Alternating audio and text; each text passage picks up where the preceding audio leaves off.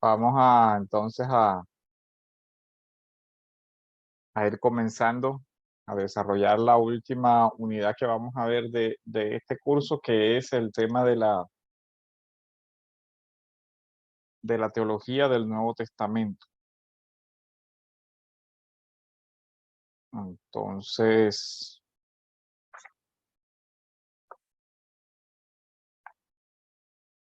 eh, vamos a orar y vamos a comenzar.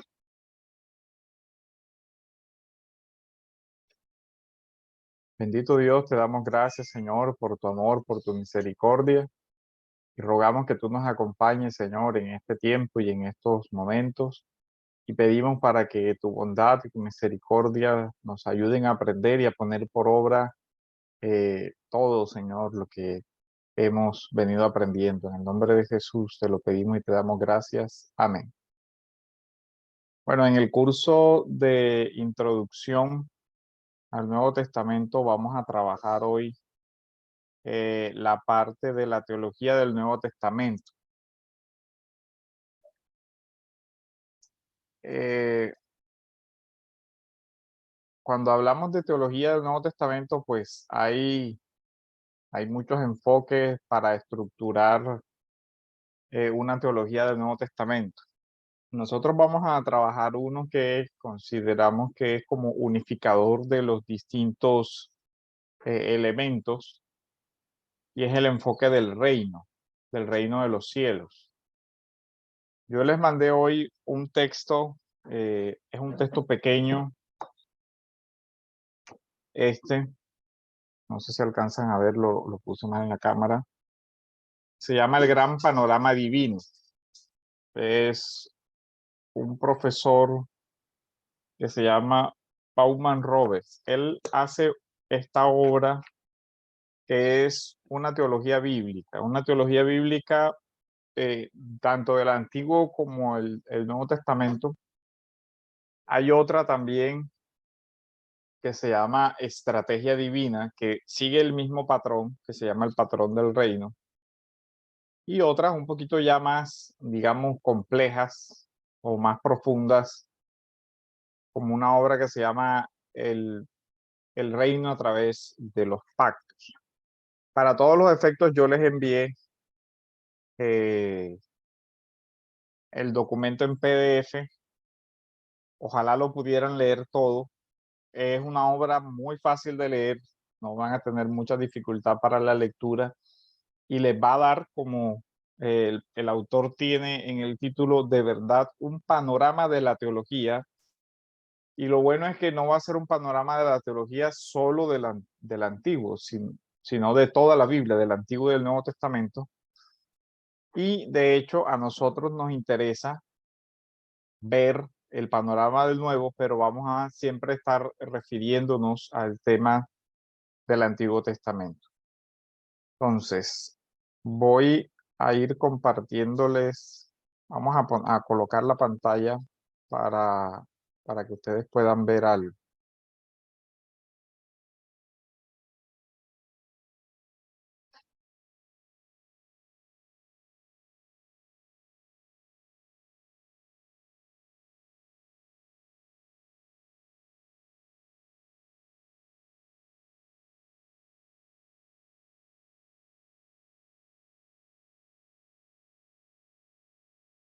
Este es el compartir pantalla aquí, se me perdió. Ok.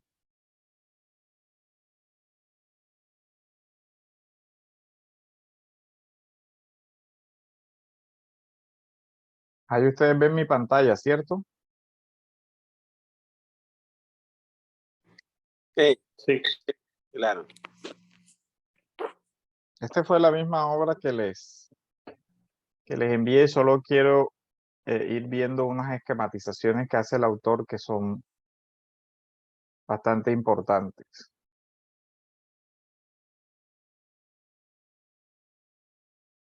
Ya algunos creo que tuvieron cómo trabajar o trabajamos con este tema en clases anteriores. Sí, claro. Vamos, alguien que pueda leer el Evangelio de Marcos. Ya les doy la cita. El Evangelio de Marcos en el capítulo 1, versículos del 2 al 13. ¿Quién lo puede leer?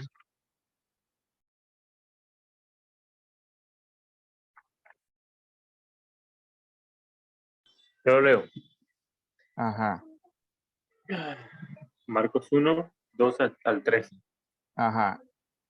Como está escrito en Isaías el profeta: He aquí yo envío mi mensajero delante de tu faz, el cual preparará tu camino delante de ti.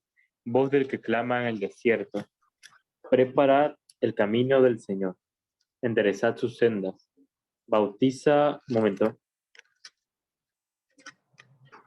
Bautizaba Juan en el desierto y predicaba el bautismo de arrepentimiento para perdón de pecados. Y salían a él toda la provincia de Judea y todos los de Jerusalén, y eran bautizados por él en el río Jordán, Ok. confesando sus pecados. Hasta ahí. Ahí, Ahora está bien. lee el versículo 14 y 15. Después que Juan fue encarcelado, Jesús vino a Galilea, predicando el evangelio del reino de Dios, diciendo: el tiempo se ha cumplido y el reino de Dios se ha acercado, arrepentíos y creed en el evangelio. Ok. Este que ustedes ven acá es un diagrama sobre la relación del Antiguo y el Nuevo Testamento.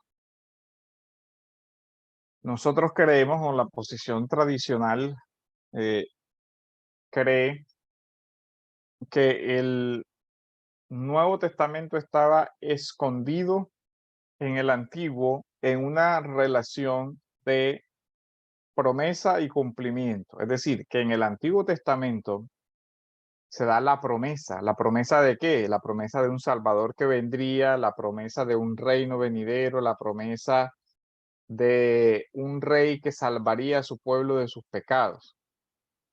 Esa promesa iniciaría desde el mismo Edén. El mismo Edén sería una imagen del reino en su patrón inicial y luego el reino en su patrón final al ser el reino finalizado.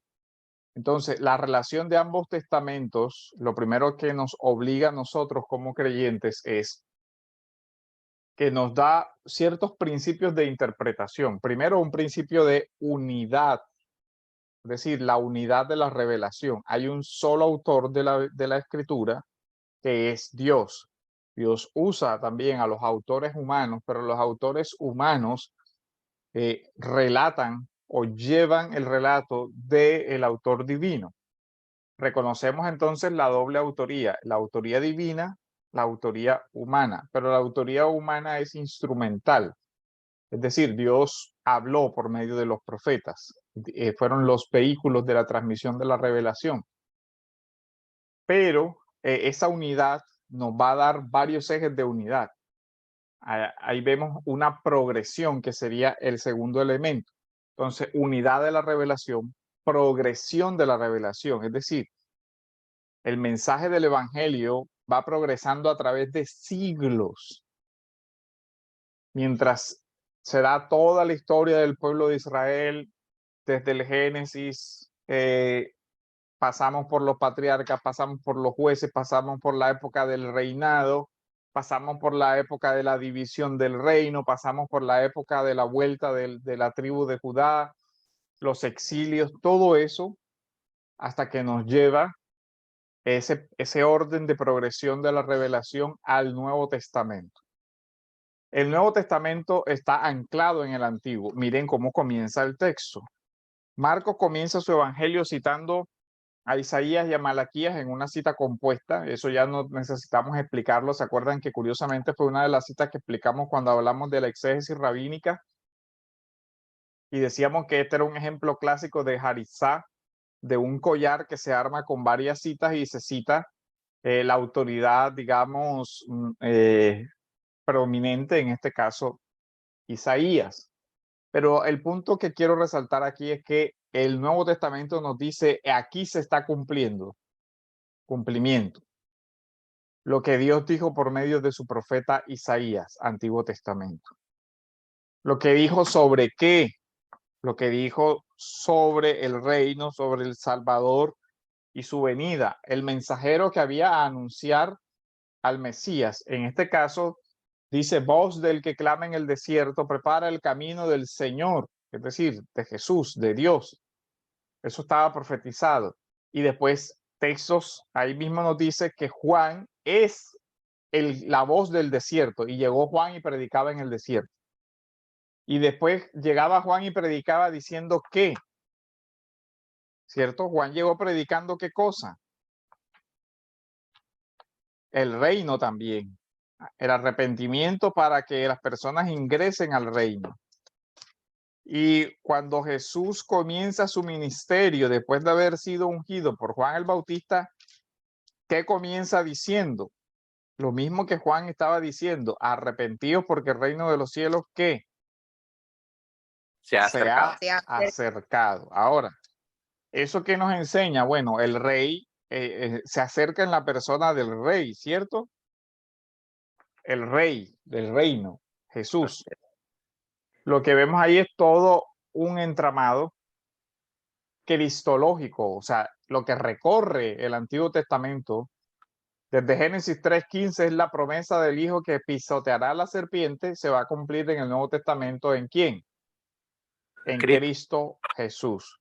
Entonces, ahora, ¿qué vemos aquí? Creo que ya todos lo han visto. Nadie puede construir una buena teología del Nuevo Testamento si no conoce qué cosa, qué creen, la teología del Antiguo, ¿cierto? Totalmente así. Así que nosotros damos un gran valor al estudio del primer pacto, porque el primer pacto es lo que nos va a librar de muchos errores de interpretación con relación a este tema. Vemos entonces el principio de la unidad, la progresión. Todos los libros son un solo libro. Aquí quiero mostrarles una unidad. Vamos a ir trabajando sobre el eje del reino de Dios porque es el eje que más tiene, digamos, elementos unificadores. También se trabaja sobre la progresión del pacto y también se trabaja incluso sobre la progresión de Jesús mostrado en el Antiguo Testamento. Pero estos elementos no deben dividirse, es decir, no debe verse la progresión de la revelación, de la promesa y del cumplimiento en temas aislados, sino que en el reino hay varios elementos que nosotros vamos a ver que se van a cumplir en su esplendor en el Nuevo Testamento. El reino de Dios está integrado por varios aspectos. Primero, el pueblo de Dios en el lugar de Dios bajo el gobierno y la bendición de Dios. Pueblo, lugar, gobierno. El pueblo de Dios al inicio, pues evidentemente cuando hablamos del Génesis, desde el Génesis vemos que hay una promesa de un pueblo, porque Dios le dice a Adán y Eva qué cosa, que se multiplique, ¿cierto? Hay un lugar, el jardín, hay un gobierno, Dios mismo gobernaba y había una bendición para el hombre y para su creación.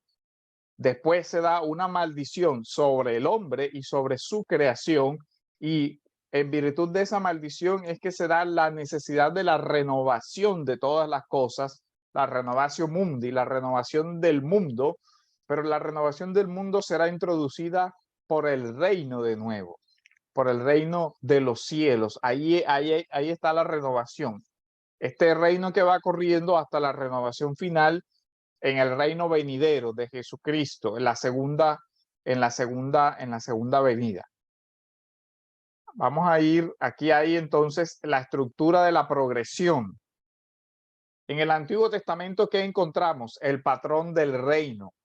¿Dónde está el patrón del reino? ¿Dónde creen ustedes que está el patrón, el modelo, lo que es el arquetipo del reino? En Adán y Eva, en el jardín del Edén. Adán y Eva, el jardín del Edén. Ese reino se pierde, ¿cierto? Ya creo que ya enseguida vemos dónde se pierde. Ahí mismo, ¿cierto? Con la caída. Mismo, sí, con la caída. Después el reino es prometido, comienzan las profecías, ¿cierto?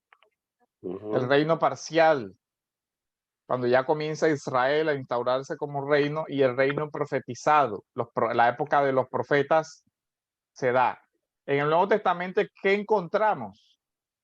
El reino presente, el reino de los cielos se ha acercado, ya la promesa del cumplimiento, ¿cierto? Sí. El reino proclamado, ¿proclamado por quiénes? Por los apóstoles, que dicen, he aquí el rey, he aquí el reino, y se proclama la segunda venida de Cristo y el reino perfeccionado. Aquí hay que hacer un arco entre el reino, el patrón y el patrón del reino y el reino perfeccionado. ¿Cómo se ve esto? Génesis 1:1, ¿cierto? Nos da el marco del jardín. Pero si vamos a Apocalipsis 20, encontramos también la ciudad, la gran ciudad, un paraíso nuevo. Vamos a Apocalipsis. Perdón, el 21. ¿Quién lo quiere leer? ¿Cuál cita? Vamos a leer, ir leyendo el capítulo y vamos a ir comentando. ¿De qué? ¿De qué libro, pastor? Apocalipsis ¿Qué capítulo? 21. Capítulo 21. Versículo. No, desde el inicio. Y vamos a ir comentando. Dice, y vi un cielo nuevo y una tierra nueva. Ok, hasta ahí, mire. ¿A qué les trae a la mente esa expresión? Si vi un cielo nuevo y una tierra nueva. Ajá. El reino. En el principio creó Dios los cielos y la... la tierra. Sí, Génesis 1:1. Génesis 1:1. Sí. La primera creación, ¿cierto? La creación inicial. La creación inicial sin pecado, ojo. ¿Cierto? Sí, La de Génesis 1:1 es la creación inicial sin pecado. ¿Por qué se necesita una nueva creación? Cielos nuevos y tierra nueva. Porque la primera creación se corrompió. Exacto, porque la primera se corrompió. Ahora esta es la promesa de la segunda, porque el primer cielo y la primera tierra pasaron y el mar ya no existe más. Aquí es donde los estudios de antropología cultural nos ayudan mucho a comprender ciertas expresiones. ¿Por qué el mar? Porque el mar en ese mundo era el sinónimo de el mal. O sea, en el mar habitaban las bestias y todo ese sistema de cosas y se asociaba con lo malo. De tal modo que en la nueva creación no puede existir el mar porque no existiría la maldad. Entonces ahí nos va dando el tema. Sigamos leyendo. Dice, y porque el primer cielo y la primera tierra pasaron y el mar ya no existe. Dice, y vi la ciudad santa, la nueva Jerusalén, que descendía del cielo de Dios, preparada como una novia ataviada para su esposo. Entonces oí una gran voz que decía desde el trono, he aquí el tabernáculo de Dios está entre los hombres, y él habitará entre ellos, y ellos será su pueblo, y Dios mismo estará entre ellos. Él enjuagará toda lágrima de sus ojos, y ya no habrá hambre, ni habrá más duelo, ni clamor, ni dolor, porque las primeras cosas han pasado. Y el que está sentado en el trono dijo, he aquí yo hago nueva todas las cosas. Y añadió, escribe, porque estas palabras son fieles y verdaderas. También me dijo, hecho está, yo soy el alfa y el omega, el principio y el fin, el que tiene sed, yo le daré gratuitamente de la fuente del agua de la vida. Y el vencedor heredará todas estas cosas, y yo seré su Dios y él será mi hijo. Ok, ahora vamos ahora a ver un texto en la segunda carta de Pedro. Versículo. Segunda de Pedro, capítulo 3. Que listo, sí. El versículo 4 en adelante. El tema de los cielos nuevos y la tierra nueva, para que ustedes vean cómo se va uniendo esto. Dice, segunda de Pedro 2, ¿qué? 4. No, 3:4. 3:4. Capítulo 3, versículo 4 en adelante, hasta el versículo 6. Dice, y diciendo, ¿dónde está la promesa de su venida? Porque desde que los padres durmieron, todo continúa tal como está desde el principio de la creación. Ojo ahí, principio de la Creación. ¿cierto? Otra vez nos vamos al Génesis. Así Ajá. es. Pues cuando dicen esto, no se dan cuenta de que los cielos existían desde hace mucho tiempo y también la tierra surgía del agua y establecida entre las aguas por la palabra de Dios. Se Por la cual- refiere, ahí se dan cuenta que se refiere, ¿cierto? Al relato del Génesis. sí, Génesis 1:1. Dice, por lo cual el mundo de entonces fue destruido, siendo inundada con agua. Ahí, ojo, ¿a qué se refiere ahí? Al diluvio. Diluvio Al universal. diluvio, el primer juicio de Dios, ¿cierto? Al diluvio, a el arca, Noé, a un tiempo de juicio, ¿ok? Así es. Ajá. Ahora sí, Cero. sigue leyendo, por favor. 7. Pero los cielos y la tierra No, actuales el están 6. 6, por la cual el mundo de entonces fue destruido siendo inundada con agua. Pero Ajá. los cielos y la tierra actuales están reservados por su palabra para el fuego, guardados para el día del juicio y de la destrucción de los impíos.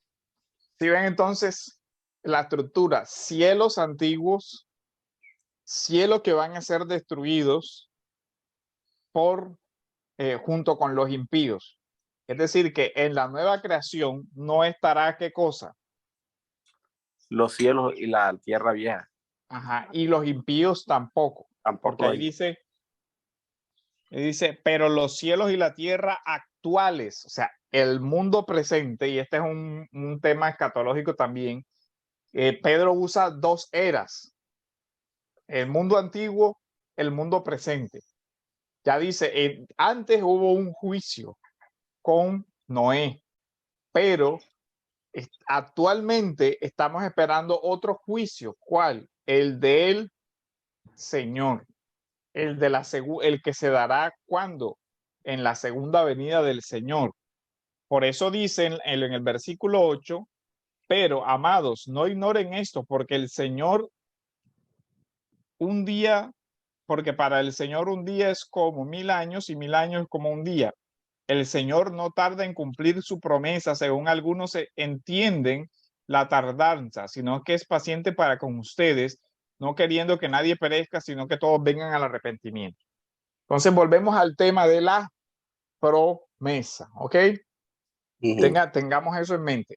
La promesa. Ahora, ¿cuál es la promesa ya más concretamente aquí en Pedro? La promesa es la segunda venida. Y en la segunda venida, ¿qué se dará? La renovación. ¿De qué cosa? De los cielos Y la tierra. y la tierra. Y ahora sí, volvamos a Apocalipsis.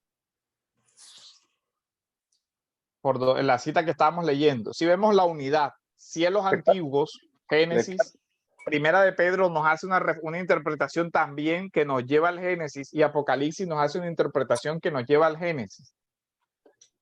Pero todas para decir que hay una renovación de la creación. El patrón, entonces, ahora sí ya comprendemos por qué hablamos del patrón. El patrón es el Génesis, porque todos los otros textos que van desarrollando van a tomar eso como referencia, incluso el Apocalipsis. Volvamos a Apocalipsis 21. 21, ¿qué? 8 horas. ¿Por cuál? Exacto, por el 6. que quedaste. 6, pero ya creo que el 6 lo leímos. También me dijo, hecho está. Bueno, espérate un momentico. Vamos a leerlo desde el 2 de nuevo, ahora para hacer una época, para trazar otra época. Listo. Y vi la ciudad santa, la nueva Jerusalén, que descendía del cielo. Ojo. ¿En qué etapa se dio la Jerusalén? Ya ven, esto es Antiguo Testamento. Sí, ¿Se acuerdan? Jerusalén es la ciudad de quién? de Dios. Sí, pero Jerusalén, la historia en Jerusalén, en el periodo del Antiguo Testamento. Acuérdense que Jerusalén, los reyes de Israel, ¿se acuerdan? La ciudad del gran rey, la ciudad de David, que David conquista la ciudad y todo eso. Esa ciudad, miren que ahora estamos en otra etapa, ¿cierto? Es el reino parcial de donde David, Salomón, se configura el reino de Israel. La ciudad, ojo, esto es importante, ¿por qué? Porque el reino tiene un elemento y es el lugar, ¿cierto? El Edén, Más luego. la tierra prometida, dentro de la Jerusalén, hay lugares en la tierra. Entonces, la ciudad santa, la nueva Jerusalén. ¿Y qué dice? Que descendía del cielo de Dios, preparada como una novia ataviada para su esposo. La analogía, ahora esto es, la analogía yo creo que para nosotros es muy familiar, ¿cierto? Está hablando de quién, de Cristo y de, Su iglesia. ¿por qué? Por Efesios, ¿cierto? Efesios 5. Ajá, entonces ya vamos. Ahora, pero miren que se unen analogías. La ciudad también pareciera como si fuera la novia. Sí. Ajá. Versículo 3. Entonces oí una gran voz que decía desde el trono, he aquí, el tabernáculo de Dios está entre los hombres, y él habitará entre ellos, y ellos será su pueblo, y Dios mismo estará entre ellos. Ajá, entonces hay un lugar y se establece el gobierno. ¿Quién estará ahí? Jesús, ¿cierto? Sí. El tabernáculo. Primero Juan, no, Juan 1:14, ¿se acuerdan? Y él habitó, hizo tabernáculo entre nosotros. ¿Quién Sí. es el tabernáculo de Dios? Jesús. Jesús. ¿Quién es el templo de Dios? Jesús. Jesús. Y mire que dice, Él habitará entre ellos. El tabernáculo de Dios está entre los hombres. Ahora, esto es una imagen de todo el Antiguo Testamento, ¿cierto? ¿Recuerdan el tabernáculo portátil que se llevaba, que el pueblo llevaba en la peregrinación del desierto? ¿Qué simbolizaba? La presencia de Dios en medio de su pueblo. Así es. Después el templo, ¿qué simbolizó? La presencia de Presencia Dios de en Dios, medio de su pueblo. la Chequina de Jehová. Pero en el Nuevo Testamento Dios ya no habitó por medio del símbolo del tabernáculo, sino que el Hijo de Dios habitó ¿en qué? En carne. El verbo se hizo carne. hombre y habitó entre nosotros, ¿cierto? Y vimos su gloria, la gloria de Dios, la misma expresión que se utilizaba en el primer pacto para la gloria. Vimos la gloria de Dios en el rostro de ¿quién? De Jesucristo. Él habitará con nosotros.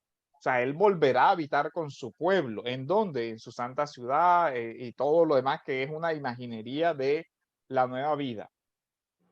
¿Qué dice? ¿Qué sigue diciendo? Dice, y él habitará entre ellos y ellos será su pueblo y Dios mismo estará entre ellos.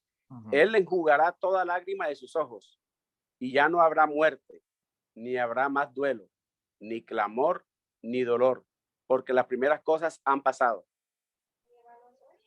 Y el que está sentado en el trono dijo, he aquí yo hago nueva todas las cosas. Y añadió, escribe porque estas palabras son fieles y verdaderas. También me dijo, hecho está. Yo soy el alfa y el omega, el principio y el fin. Al que tiene sed, yo le daré gratuitamente de la fuente del agua de la vida. El vencedor heredará estas cosas y yo seré su Dios y él será mi hijo. Después de eso viene una descripción de la Nueva Jerusalén, ¿cierto? En versículo 9. Pero quiero que vaya al capítulo 22. Capítulo 22 de Apocalipsis. Ajá. Y vamos a comenzar leyendo el 22. Dice, y me mostró un río de agua de vida, resplandeciente como cristal, que salía del trono de Dios y del Cordero, en medio de la calle de la ciudad. Y a cada lado del río estaba el árbol de la vida, que produce 12 clases de frutos. Bueno, pregunta, ¿dónde aparece, en qué otra parte aparece ese árbol? En el Edén. Exactamente. Ahora, note que estamos en la ciudad, ¿cierto? Pero en la ciudad, o sea, en la Nueva Jerusalén, está ¿qué cosa? El árbol de la vida, o sea, nos devuelve otra vez al Génesis, a la simbología de la vida, pero ya no aparece el árbol de la muerte, del bien y el mal que ocasiona la muerte. Pero aparecen otra vez en Génesis, ¿se acuerdan que aparecen los ríos? Sí. Acá vuelven a aparecer los ríos. Entonces, es como si hay una progresión en la revelación, porque al principio tenemos un jardín, pero ahora tenemos una ciudad en la cual está el nuevo Edén, el nuevo jardín. Ya el árbol no está al acceso del jardín, sino que está dentro de la ciudad, rodeada por los muros de la ciudad y toda esa parte. Si ven esa parte importante, Sí. ¿qué sigue diciendo? Dice, vi en medio de la calle de la ciudad y a cada lado del río estaba el árbol de la vida que produce 12 clases de frutos, dando su fruto cada mes.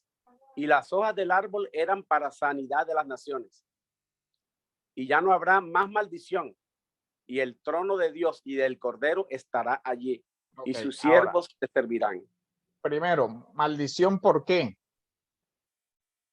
Porque el el reino perfeccionado anula ¿cuál?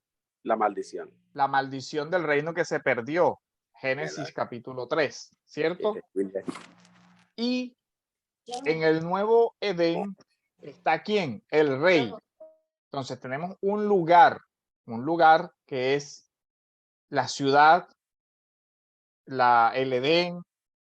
O sea, se unen todas esas características que él venía, la tierra, pero una tierra renovada. Y hay un rey que mora ahí, que está ahí con su pueblo. Entonces, esa parte es importante. El trono de su Dios y del Cordero estará allí, y sus siervos le servirán. Y ellos verán su rostro y su nombre estará sobre sus frentes, y ya no habrá más noche, y no tendrán más necesidad de luz ni de lámpara ni de luz del sol, porque el Señor los iluminará y reinarán por los siglos de los siglos. El reino perfeccionado. Entonces, este patrón es importantísimo, porque aquí nos va dando, luego el autor nos va a decir, el reino perfección, el patrón del reino sería el jardín del Edén, donde vemos al mundo como Dios lo diseñó, y el pueblo de Dios serían inicialmente Adán y Eva, que vivirían ¿dónde? En la tierra de Dios, el jardín, bajo el gobierno de Dios, y mientras ellos se sometían a su palabra, Dios iban a estar bajo el gobierno de Dios y disfrutar de la bendición que Dios les había dado, porque Dios les había bendecido y los bendijo para que se multiplicaran y se fructificaran. Pero el reino se pierde. Luego el reino es prometido de nuevo. Dios llama a Abraham y comienza el proceso del reino. Después viene el reino parcial. Se registra cómo las promesas de Abraham se van cumpliendo en el reino de Israel. En toda la historia de Israel, el Sinaí, la bendición, el tabernáculo. Luego vienen los profetas a anunciar hasta que llega el reino presente en Jesucristo. El tiempo se ha cumplido, el reino de Dios está cerca. Entonces vemos que uno no comprende la amplitud de la expresión de Marcos si uno no tiene todo el antecedente. Si no hay la convicción o la comprensión de cómo el reino ha ido desarrollándose en la historia y de qué habla ese reino, cuáles son sus elementos, entonces nosotros no vamos a poder apreciar adecuadamente. El reino proclamado ya viene, Jesús resucita, el rey resucita y comienza a proclamarse el reino. Nosotros estamos en esta etapa de proclamar el reino, la venida del reino, incluso la cena, ¿se acuerdan? Que no beberé más hasta que venga en su reino y se siente de nuevo en su mesa. Entonces la cena también es, cuando uno ve eso, ve cómo la cena tiene una dimensión escatológica porque anuncia la esperanza del pueblo de Dios. ¿Se acuerdan? La muerte del Señor proclamamos hasta que Él vuelva. Entonces, aquí vemos hasta, ¿y cuál es nuestra esperanza? El reino perfeccionado que se describe en Apocalipsis capítulo 20. Ahora, el patrón.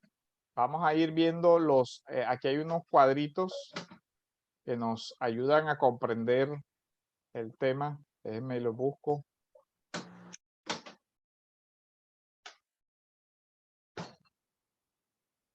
El reino de Dios, el patrón. Hay un pueblo de Dios, ¿cierto? En el patrón es Adán y Eva, pero ya sabemos que a Adán y Eva se le da la promesa o se le da la bendición de multiplicaos y ejercer el señorío, el lugar, ¿cierto? ¿Cuál sería? El jardín. Y el gobierno y la bendición de Dios. Dios les da la bendición y les da el que el hombre represente a Dios en su creación por la expresión de imagen y semejanza. Pero Dios gobierna su creación también por el tema de su palabra. Les impone límites. De este árbol no comerás. Hay un gobierno y una bendición de Dios. Ese es el patrón del reino. El reino va progresando y bueno, ya sabemos lo que pasó. Capítulo 2, ¿cierto? El reino que se pierde, el acto de rebelión. Esto lo estamos repasando simplemente porque necesitamos tener este marco de referencia para ver el Nuevo Testamento. La teología Les no recomiendo de verdad que si pueden conseguir el librito, creo que lo vi en CLC, creo que lo volvieron a traer, pero de verdad que este es uno de los libros que tiene una pedagogía muy bonita, es un libro muy sencillo, pero que cumple su objetivo, de verdad que cumple el título del libro, da un panorama que después a uno le permite, cuando está examinando algún detalle, verlo a la luz de esta progresión del reino. ¿Qué pasa con la caída? Se rompe, el reino se pierde. ¿Por qué? Porque se rompe la relación entre Dios y el hombre, la relación de obediencia y de sujeción de vida del hombre hacia Dios en la obediencia a su palabra. Esto es lo que en teología se llama el pacto de obras. El pacto de obras da origen a la maldición de la creación en general, pero también del hombre en particular. Esa maldición sobre la tierra genera todo el dolor en lo que tiene que ver con enfermedades, desastres naturales, todo eso. Y la maldición del hombre, la maldición que cae sobre el hombre es: polvo eres y al polvo volverás. Se introduce la muerte, pero allí también se introduce la victoria sobre la muerte, de la que hablará Pablo en Corintios. ¿Dónde está, oh muerte, tu aguijón? ¿Dónde está, sepulcro, tu victoria? Porque la vida absorberá a la muerte por la muerte de Cristo. Como el puritano John Owen habla de la muerte, en Cristo muere la muerte y en Cristo da a luz la resurrección.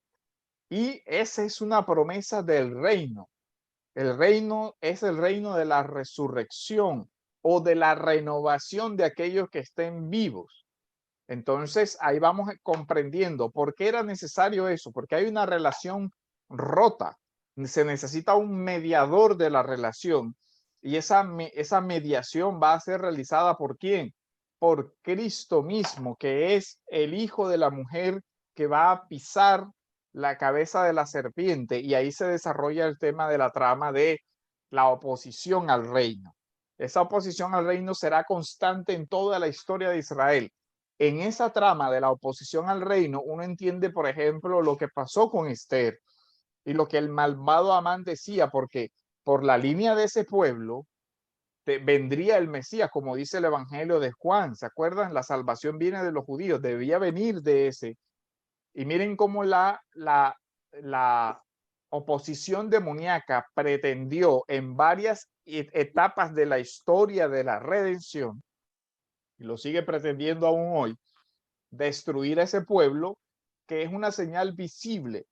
Si el pueblo judío hubiera sido exterminado en la época de Amán, de la reina Esther, entonces la línea de la herencia de la simiente se hubiera interrumpido y no se hubiera podido cumplir lo que después va a decir Mateo: Jesús es hijo de Abraham e hijo de David, que además es un elemento que une, porque en Mateo es claro que él toma la promesa de Abraham: en ti y en tu simiente serán benditas todas las naciones de la tierra, y dice, pero Jesús es este heredero de la promesa de Abraham. Y Mateo al final lo lleva y de hacer discípulos de todas las naciones del mundo. ¿Por qué? Porque de entre todas las naciones del mundo hay hijos de Abraham, pero además lo une con el reino. Y viene y dice, porque a él le ha sido dada toda potestad, claro, porque es el hijo del rey, es el rey, el verdadero rey, el legítimo heredero del trono de David. ¿Y eso cómo lo sabemos? Porque se acuerdan que Isaías ya se lo dijo, un trono, un hijo, te es nacido, un reino les es dado, y después le dice, no faltará el que se siente en el trono de David, porque Dios lo prometió por su propia santidad, no faltará el descendiente de David. Y aquí vamos uniendo todo eso, cómo se va dando. Caín y Abel es el desarrollo, la mortalidad, el pecado. Pero quiero mostrarles la gráfica. La torre de Babel, ¿cierto? Es la expresión de la rebelión, pero después de eso viene entonces la promesa. En el patrón del reino que vemos ahora, en el reino perdido, miren cómo va avanzando. El patrón del reino, Adán y Eva, el reino se pierde. ¿Quién es el pueblo? El pueblo desapareció, o sea, comienza a Caín y Abel, la maldad, dice que la maldad aumentó, va Noé, pero después viene y se destruye todo, y viene aquí, en esta época, es la época de que Adán y Eva es expulsado del jardín. Se pierde entonces esto, el pueblo de Dios, porque Adán y Eva ya están fuera. El gobierno y la bendición, no, porque ellos desobedecieron y se introdujo ¿qué? Maldición. La maldición, el reino perdido. Y comienza la lucha, la historia, pero Dios no se dejó sin promesa, Él hace la promesa enseguida de la redención. Entonces, aquí vemos los puntos de la historia de la redención, el Edén y la Caída. caída. La historia de la humanidad cae. Ven cómo este texto es la parte pedagógica es muy gráfica, muy buena. Comienza la promesa del reino, el reino prometido, ¿cierto? Vamos a ver la gráfica que nos ayuda mucho a que ustedes puedan visualizar. Pecado, juicio, ahora viene la gracia. Y comienza un tema importante para nosotros, los pactos.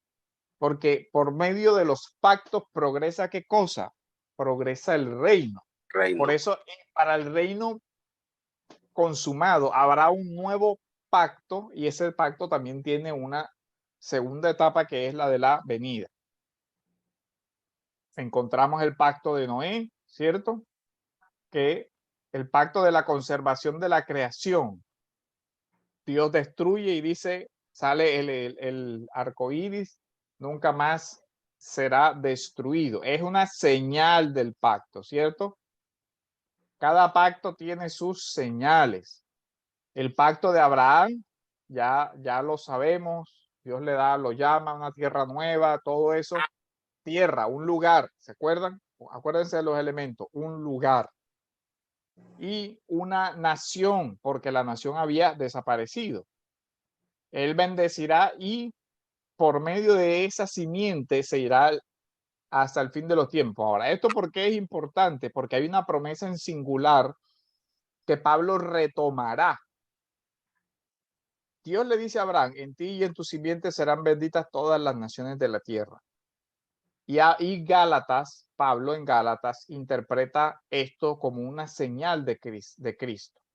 Porque él dice, no dice simientes como si se tratara de muchos, sino simiente como porque es uno. Y esa simiente es ¿quién? Cristo. Entonces vemos cómo ahí el pacto de Abraham nos va a llevar a Cristo. El pacto de Abraham nos lleva a ¿qué? A la señal circuncisión. El pacto de Moisés tiene una señal, el día de reposo. Y el nuevo pacto, ¿cierto? La señal, el bautismo, y ese nuevo pacto se sella ¿con qué? Con la cena, ¿se acuerdan? Aquí vemos en la progresión. Estos son los elementos de la teología bíblica que son interesantes, pero quiero mostrarles la gráfica cómo va progresando.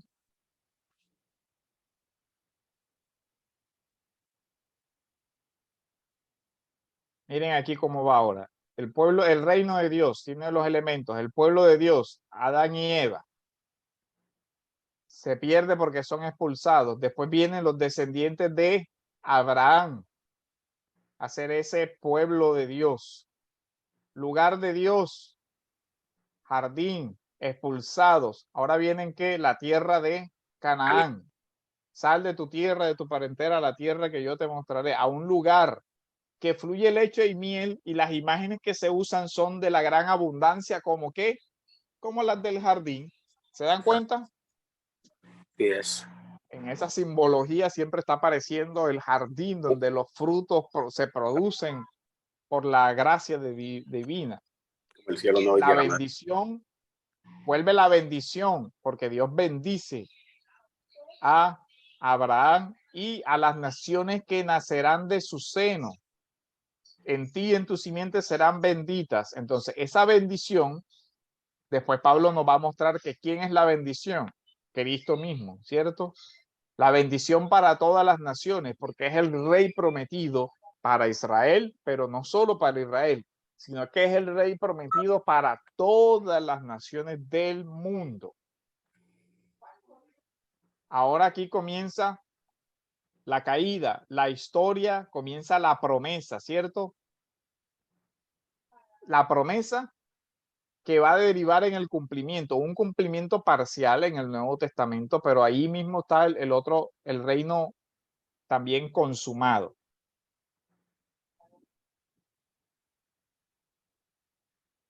Y el reino parcial, ahí vamos viendo toda la progresión. Quiero mostrarles otra vez el esquema.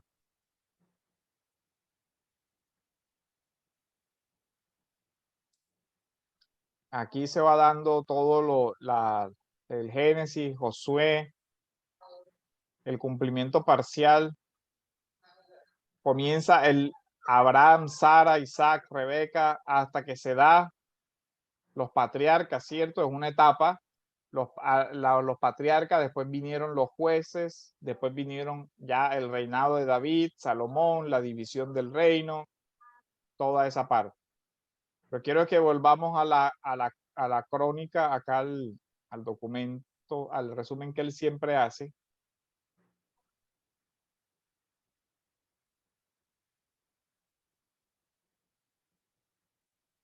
El progreso. Esta parte también es importante. En Éxodo se da el Dios que libera, se restablece la relación que se perdió con un marco que es la ley de Dios, y el Dios que se vuelve a acercar a su pueblo. Esta parte, porque es importante. Recuerden el jardín del Edén. Dios moraba ahí, ¿cierto? Dios iba y hablaba con Adán y Eva, y él tenía una comunión directa, ¿cierto? Dios moraba ahí en un sentido, y eso se pierde porque ya el hombre es sacado de ese lugar donde Dios mora, pero Dios vuelve de alguna manera a morar en medio de su pueblo. ¿Por medio de qué? Del Tabernáculo. tabernáculo. El tabernáculo que después se convierte en ¿quién? En la morada de Dios con el hombre, en la encarnación. Pero el tabernáculo definitivo vuelve a aparecer en Apocalipsis. ¿Sí ven lo importante de esta figura? Ahora, uno podría llegar a construir, siguiendo la teología, por ejemplo, la morada de Dios, el templo, Dios morando con el pueblo en el Edén, Dios acompañando al pueblo en el peregrinaje del desierto, Dios morando con el pueblo en el templo, y así. Y construiríamos una teología del templo como morada de Dios, y nosotros podemos ver que este solo elemento va progresando en toda la Biblia. al igual que las señales del pacto, pero el reino engloba todos estos elementos. El reino, por eso uno de los ejes articuladores es el reino. Incluso el reino tiene toda la cristología, porque Cristo es la promesa, la simiente prometida, y la simiente prometida después es el rey, el hijo del rey. Por eso siempre vemos el tema del hijo, el hijo de Abraham, ¿cierto? El hijo de David, el hijo de Abraham que iba a ser sacrificado en el Antiguo Testamento, después se convierte en el Cristo que sí es sacrificado al Cordero. Y miren la importancia teológica de esto. En el Génesis, el hijo, que es el hijo de Abraham, fue reemplazado en el sacrificio por un cordero, pero en el nuevo pacto ocurre lo contrario. Los corderos son reemplazados ¿por quién? Por el hijo. Y vemos cómo toda la teología va desarrollándose. La bendición y cumplimientos parciales del reino nos muestra al Salvador. Quiero que veamos cómo se va desarrollando el tema. Bueno, este es el diagrama del templo, ya ustedes lo conocen. Quiero ir al final del capítulo donde está el resumen.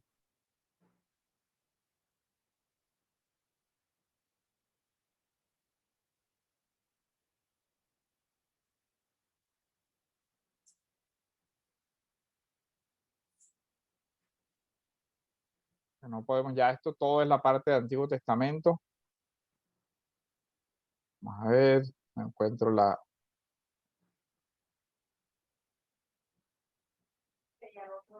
Aldo. Tiene la mano Buenas tardes a levantada. todos. Bendiciones.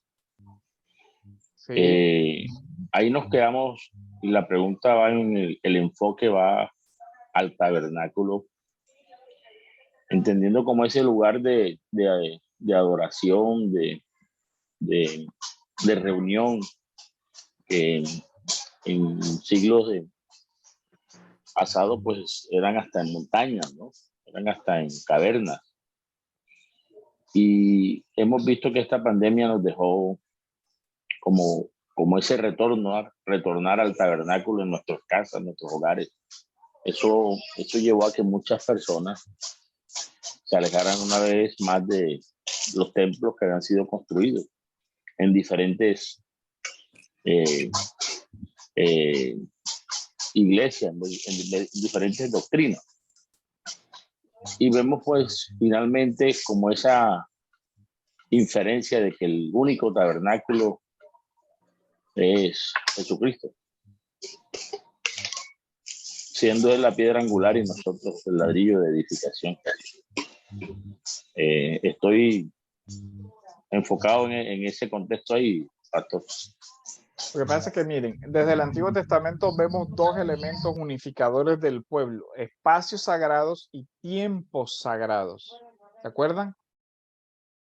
El día de reposo, tiempo sagrado. Ya no estamos hablando de una delimitación geográfica o de un lugar en la creación. Y curiosamente, lo primero que se santifica en la creación es ese tiempo sagrado. Lo primero que Dios aparta para sí es ese tiempo sagrado que es el día de reposo. Y luego sí hay espacios sagrados. El Edén en general era un espacio sagrado del que el hombre sale. De hecho, por eso la sanción más grande a nivel eclesial es la expulsión, porque se sale ya del espacio sagrado. Aquí hay que tener en cuenta, siendo que el Señor es el verdadero tabernáculo, el tabernáculo habita en medio de su pueblo, no en lugar, ¿ok? Porque digamos que ahí es donde uno entiende que en cualquier lugar, en una playa, en una cueva, en un subterráneo, en cualquier lugar donde el pueblo se reúna, ahí estará la presencia de Dios prometida, porque el Señor lo prometió: yo estaré con vosotros todos los días hasta el fin del mundo. De tal manera que el lugar, ya no hay un lugar sagrado, porque recuerden que en la mentalidad del Antiguo Testamento el lugar sagrado era el templo.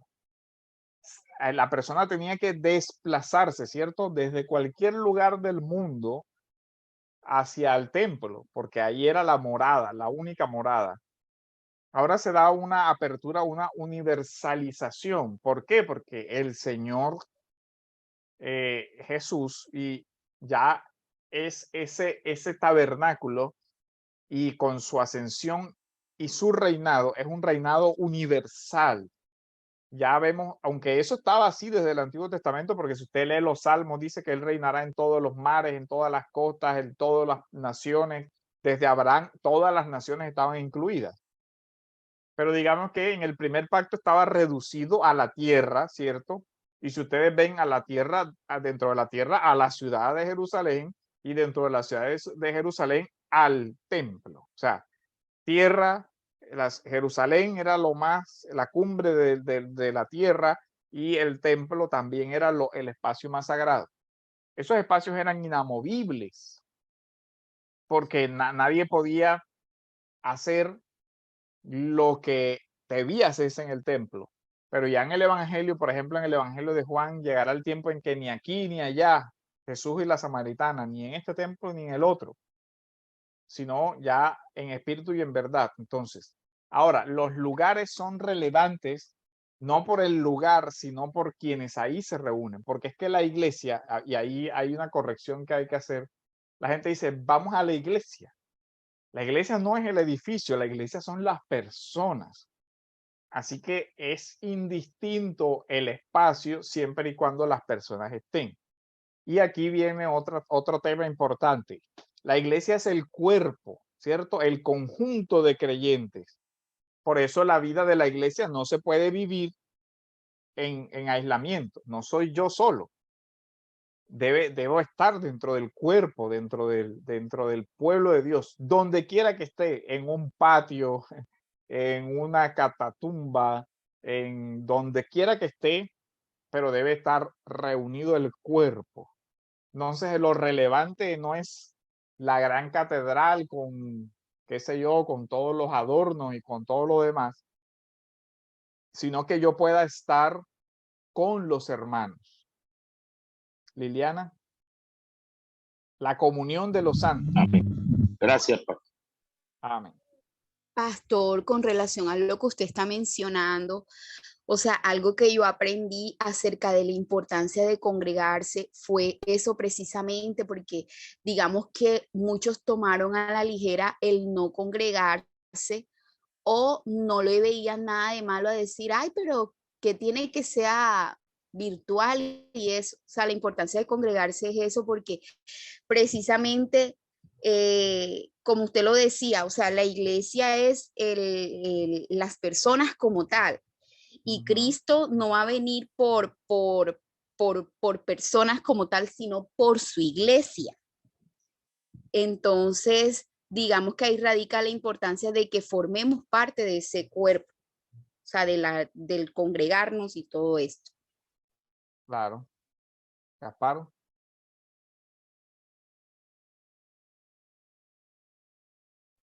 Pues sí, buena.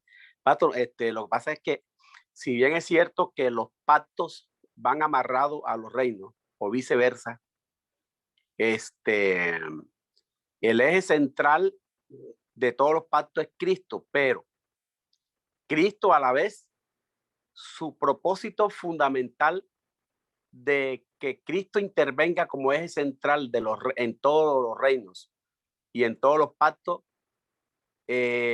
yo creería que sería el hombre como principal eje primordial de la creación de Dios. Ahora, yo siempre he visto que la mayoría de los eruditos empiezan a partir del pacto de obra, que es el pacto adámico, que es el patrón del reino. A partir de ese momento señalan todos los pactos, pacto adámico, pacto abrámico, pacto noénico, etcétera, pacto noénico, pacto abrámico, pacto davídico, nuevo pacto, etcétera.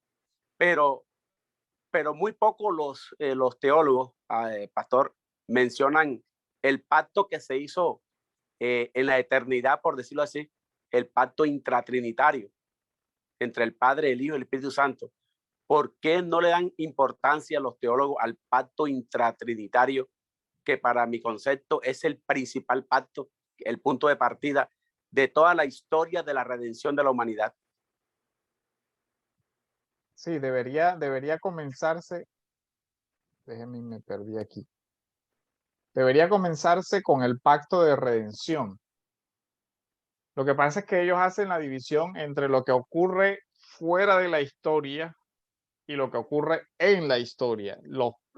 El recorrido de los pactos de la historia son desde el pacto del pacto de obras, pero el otro no hace parte, digamos, de la historia, pero es el que marca el sentido del texto, porque en ese pacto, en ese consejo celestial, en el pacto de redención, es donde, digamos, se da el acuerdo de la redención y el plan de la redención desde antes de la fundación del mundo. Ahora que me acuerdas de eso, les voy a mandar un articulito para que lean el tema de los pactos y se complemente con esta clase para que les ayuden. Y ahí les habla del pacto de redención, el pacto de obras y les lleva hasta el nuevo pacto. Pero sí es un punto que hay que tener en cuenta, que los pactos van unidos, los pactos van en una progresión, los pactos van desarrollando el reino. Entonces hay los pactos que se desarrollan en la historia, pero está lo que algunos llaman el consejo divino, el pacto intratrinitario de redención, donde el Padre, el Hijo y el Espíritu acuerdan que el Hijo morirá, que el Espíritu actuará y que se acuerda lo que dice Efesios, donde el Padre elige, el Hijo muere y redime y el Espíritu Santo sella y aplica la redención. Les voy a mandar un articulito sobre ese que complementa esta parte y ese lo vamos a desarrollar en la otra clase. Aquí estamos haciendo como ese panorama del reino, adelantando, resumiendo. O sea, lo que estoy aquí es haciéndole, resumiendo el libro que es el resumen, ¿ah? Porque hay otro texto más largo que creo que la otra vez que dimos al Nuevo Testamento también se los envié, que es de Grant Goldstreet. Goldstreet es un nombre ahí, un apellido difícil de pronunciar, que se llama Estrategia Divina, y él también desarrolla un poco más amplio. Y incluso ya hay, venga, les muestro este que ojalá algún día lo puedan conseguir. Les muestro uno.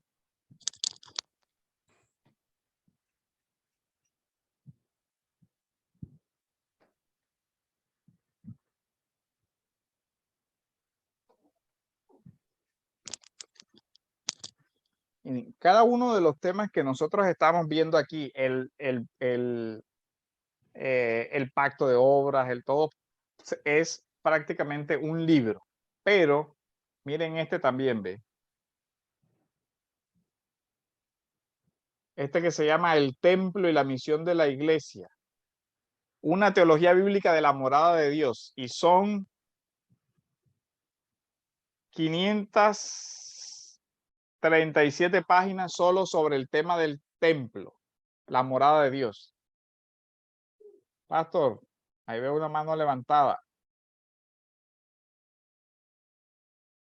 Sí, pastor. Pues, buenas tardes a ti, pastor, y a los hermanos. El autor es Green Goldsworthy, Ajá, sí. que es el mismo de cómo predicar de Cristo usando toda la Biblia.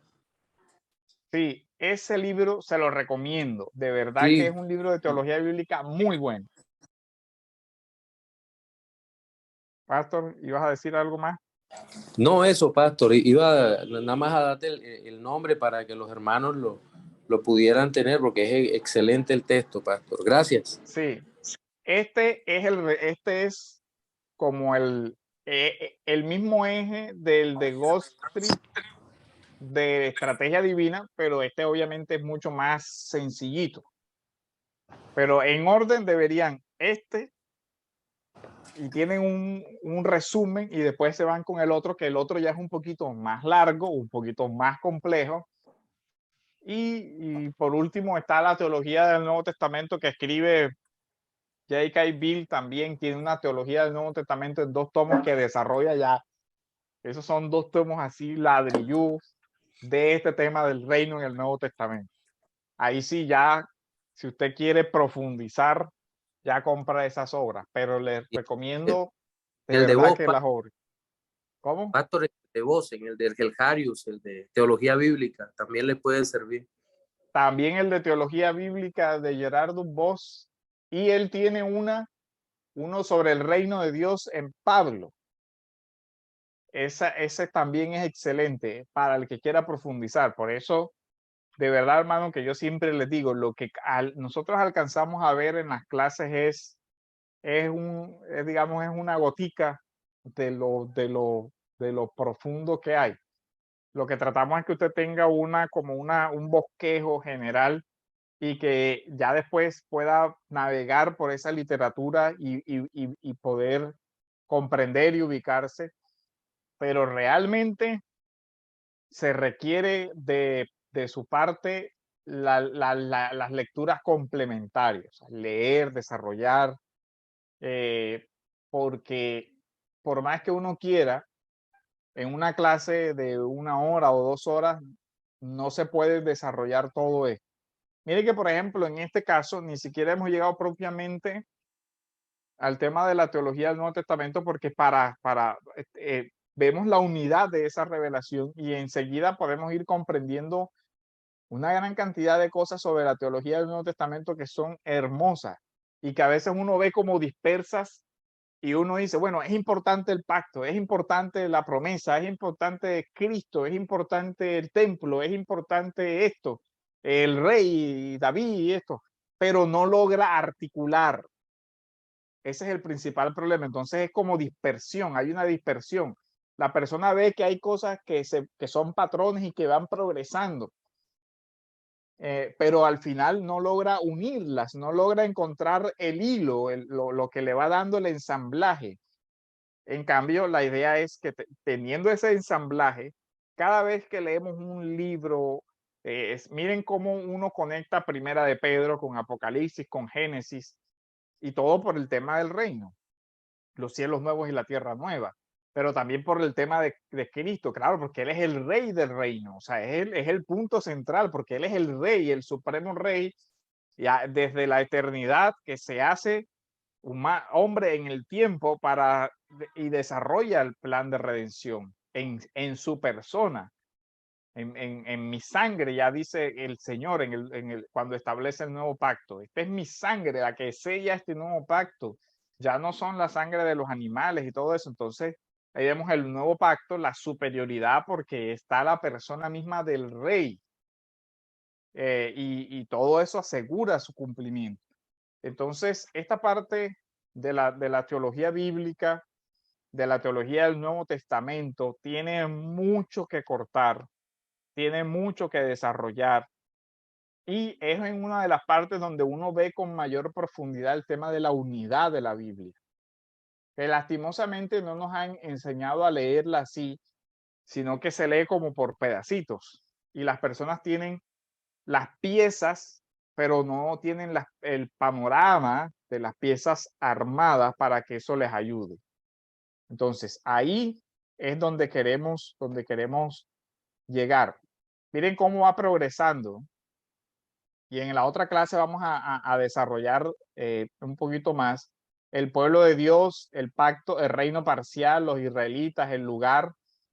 Ahora vienen los lugares ya, los lugares santos, ¿cierto? La tierra, Jerusalén, el templo, y el gobierno de Dios se da por la ley y el rey gobierna, pero el rey estaba también unido al legislador supremo, que es Dios.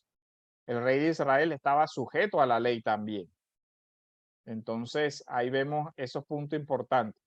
Aquí ya va, digamos, la caída fue el extremo de bajada, pero va progresando el reino, el éxodo, la ley, la conquista, la monarquía, y hasta que nos va a llevar al reino de los cielos. Entonces, quiero ir adelantando para terminar. Vamos a llegar el reino profetizado. Esta es la parte donde está todo el tema de los profetas, ¿cierto?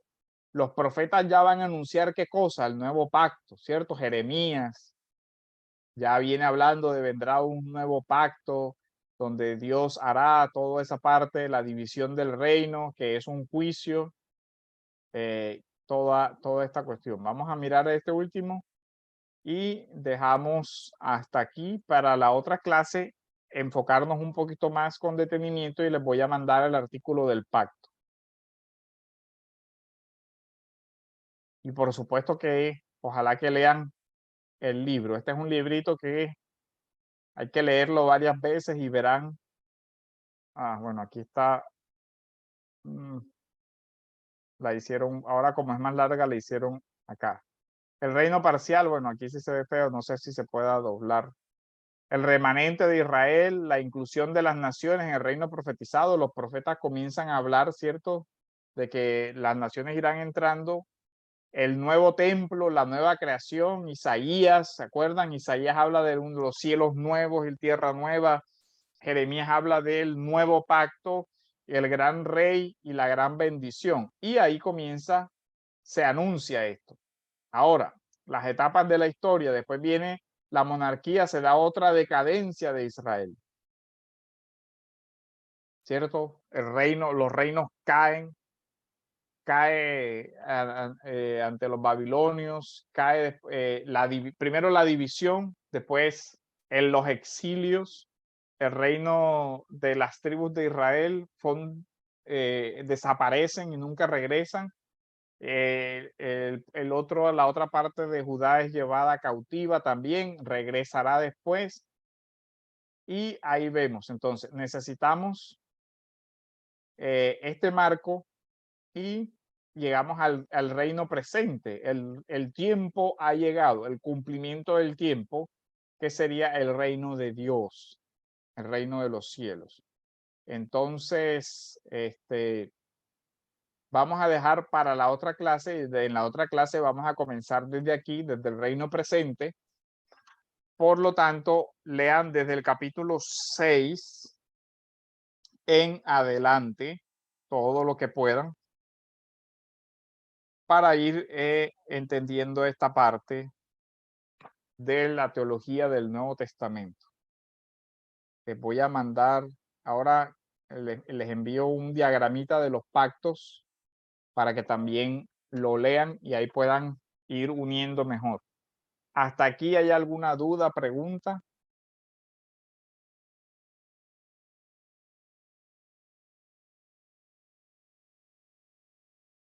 ¿Algún comentario?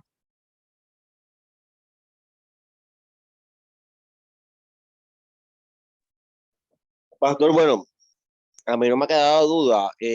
Yo lo que he notado es que pues se retira más que la Biblia hay que leerla en un todo, no como libros aislados. Pues cielo nuevo, tierra nueva y conectarlo con Génesis y uno diría, bueno, desde el Apocalipsis a Génesis está bastante lejos, pero sí, Sí. todo tiene conexión. Ajá.